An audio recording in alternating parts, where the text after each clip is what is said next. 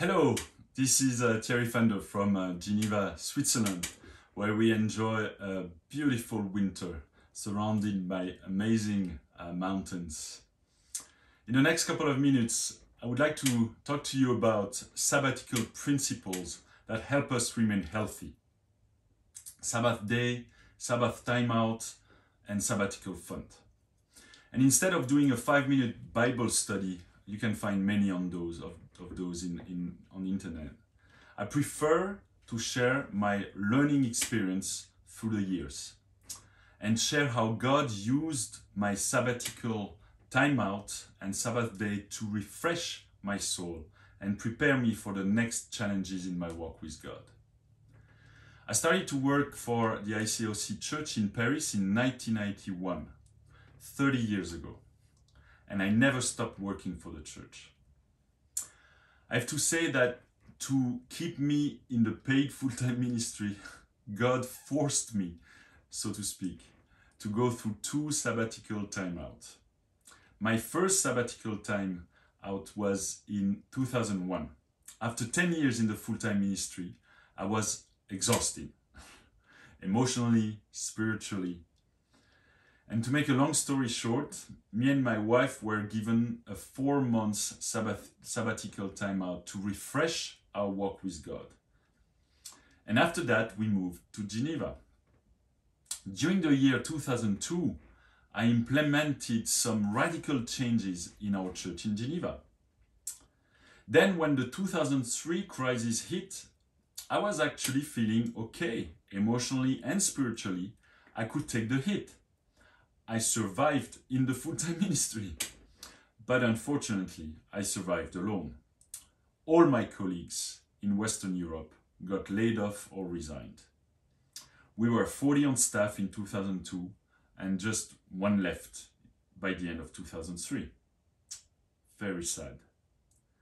Most of the staff people were not emotionally and spiritually ready for the hit. Now, interestingly, the changes that I implemented in our church in 2002 were actually highlighted later in the famous Honest to God paper written by Henry Crete in 2003. Then, 9 years later, in 2011, I was tired again. Actually, from 2003 to 2010, I was the only one on staff in Western Europe. And there was a lot to do to help many churches. So at the end of 2011, I asked for a sabbatical timeout. And although it was not very popular in the ICOC back then, my church gave me 3 months to take this sabbatical timeout. And after 3 months, I found my energy and motivation back again. Interestingly, right after my sabbatical timeout, my church was going through a potential division as 2 of our teachers in training were teaching dispensationalism in the church. But I was again emotionally and spiritually ready to protect the church. So at that point in 2012, I studied the Sabbath principles, and I realized that although it's not a law to follow in the New Testament, it remains definitely a principle from God. It's very simple. It's like tithing. Tithing is not a law in the New Testament, but we expect people to follow the principles of tithing in the New Testament and today. Same with the Sabbath. It's not a rule to follow in the New Testament, but I believe that it's a principle that God expects us to practice, just like tithing. Now we find this in Genesis 2, long before the Mosaic laws. We read in verse 2 and 3, "By the 7th day, God had finished the work he had been doing, so on the 7th day he rested from all his work. Then God blessed the 7th day and made it holy, because on it he rested from all the work of creating that he had done." And in Ephesians 5 verse 1, we are called to imitate God. So what's the great idea? The idea is to take a real 24 hours break from the craziness of life and work.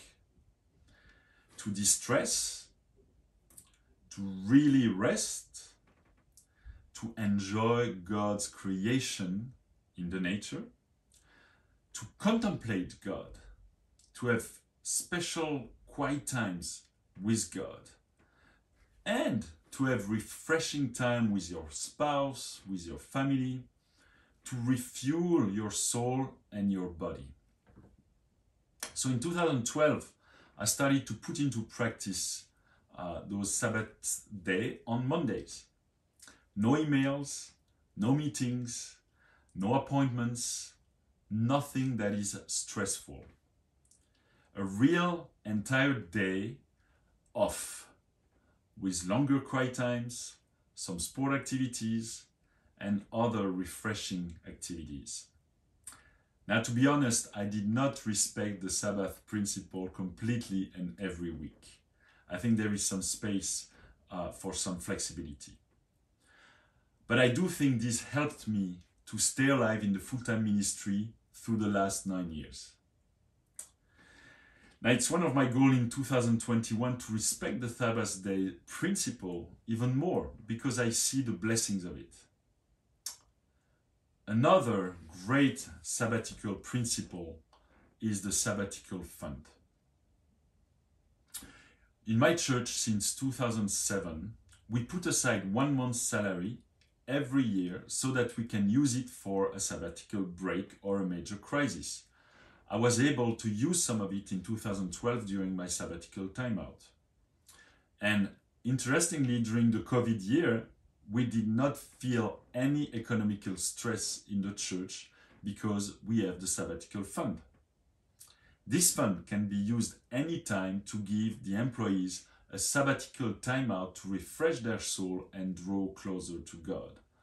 Or in time of crisis, to give the full-time people a second chance after a period of time. We know about the sabbatical year off every 7 years in the Old Testament.